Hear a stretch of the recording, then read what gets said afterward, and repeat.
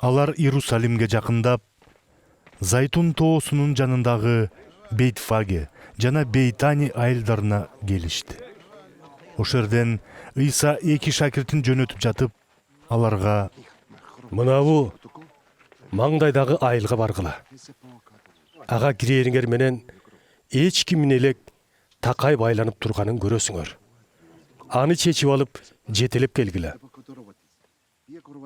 Эгер бирөө эмне кылып жатасыңар десе, эгебизге керек болуп жатат. Ал муну кайра дароо эле берип жиберет деп жооп бергиле, деди.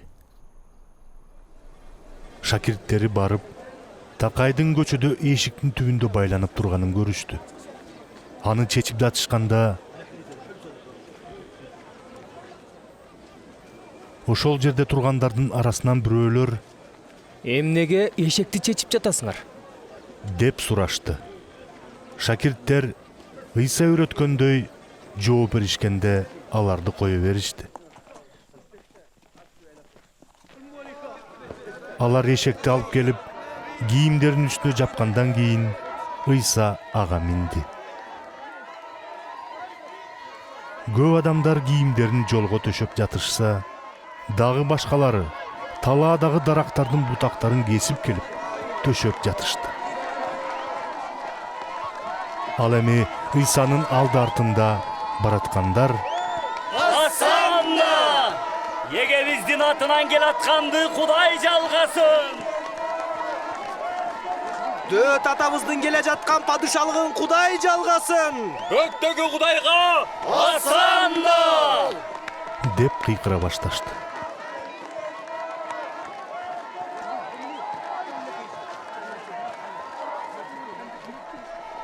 Ыйса Иерусалимге кирип, ибадатканага барды да баарын карап чыкты.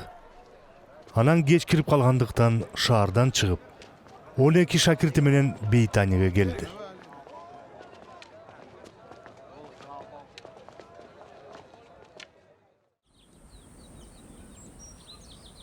Кийинки күнү Бейтаниядан келатышканда Ыйса ачка болгонун сезди. Алыстан жалбырактуу анжир дарагын көрүп, жемиши бар бекен деп жакын басып барды. Бирок келип жалбырактардан башка эч нерсе таппады. Анткени анжирдин убагы али келе элек болчу. Ыйса ошол даракка: ылайым, мындан ары эч ким жемишиңди жебесин, деди. Шакирттер болсо муну угушту.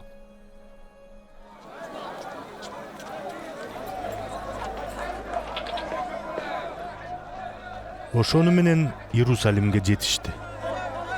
Иса ибадаткананын короосуна келип, андан соодагерлерди кууп чыга баштады. Акча алмаштыргандардын үстөлдөрүн көңтөрүп, көгүчкөн сатып олтургандардын отургучтарын оодарып салды.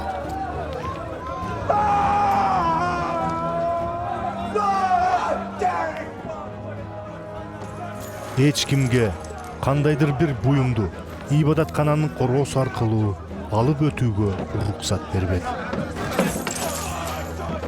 Анан аларга: ыйык жазууда жазылган: менин үйүм бардык элдердин сыйынуучу үйү деп атала турган болот. Силер болсо аны каракчылардын үңкүрүнө айландырып жибериптирсиңер, деп таалим айтты. Муну жогорку дин кызматчылар менен дин мугалимдери угуп калышты да, Ыйсанын көзүн тазалоо амалын издей башташты. Себеби бүт эл анын таалимдерине таң калып жаткандыктан андан коркушту. Кеч киргенде Ыйса шакирттери менен шаардан чыгып кетти. Кийинки күнү эртең менен эрте шакирттери баягы анжир дарагынын жанынан өтүп баратышып, анын тамыры менен куурап калганын көрүштү. Мурдагы окуя Петрдин эсине түшүп: Устат, карачы, сен каргап салган анжир дарагы кагайып калыптыр, деди. Ошондо Ыйса аларга: Кудайга ишенгиле. силерге бир чындыкты айтып коеюн. Эгер ким мына бул тоого ордуңан жылда деңизге кула деп ичинен шектенбей, айтканындай болоруна ишенсе, анын айтканы аткарылат. Силерге айтып коеюн. Сыйынганыңарда, эмне сурасаңарда, аны алганыңарга ишенгиле. Ошондо сураганыңарды аласыңар. Ошондой эле сыйынып турганыңарда, асмандагы атаңар каталарыңарды кечирсин үчүн, силер да башкаларга кандайдыр бир нааразычылыгыңар болсо кечиргиле, деди.